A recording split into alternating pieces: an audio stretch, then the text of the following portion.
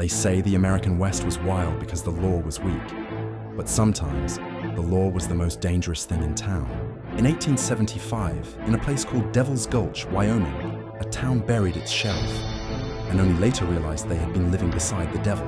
Devil's Gulch wasn't much to look at. One street, two saloons, one church that stayed full longer than it should have. Men worked hard, drank harder, and learned early not to ask questions they didn't want answered.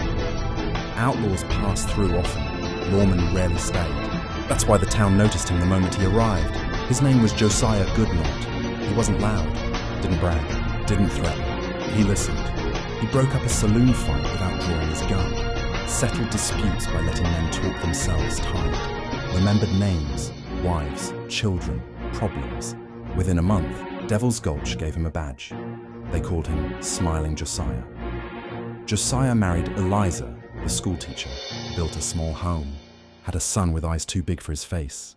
He attended church every Sunday, helped widows mend fences, walked drunks home instead of locking them up. When nearby towns were robbed, Devil's Gulch slept easy. Josiah promised them safety, and he meant it. But Devil's Gulch didn't know Josiah after dark. Behind his barn stood a black stallion no one ever saw him ride during the day. When the sun went down, the badge came off. The smile vanished. A bandana covered his face. The sheriff became someone else. They called him Big Bad Tom. He robbed banks without hesitation, stole horses in the dead of night, killed men who reached for guns. He didn't boast, didn't shout, didn't leave witnesses who could remember his face. By dawn, he was gone. Every morning after, Smiling Josiah stood in the street again, badge polished, hands steady, offering comfort to the robbed and the grieving. He helped rebuild what the outlaw destroyed, led posses that found nothing. In his mind, there were two men, and they never crossed.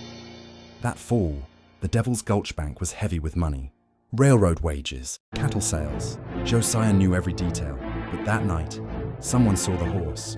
The posse formed fast, too fast. Torches cut through the dark, shots rang out. A rope caught his arm. They beat him before they unmasked him. When the bandana came off, the night went quiet. "Sheriff?" someone whispered. Josiah didn't beg, didn't explain. They didn't take him to jail, didn't wait for a judge. They took him to the old cottonwood tree. "Any last words?" someone asked. Josiah thought of his wife, his son, the badge and the bandana hanging on the same nail. "No," he said. "You've already heard the name." They dropped him. Devil's Gulch woke to a body swaying in the wind. They buried him where he died.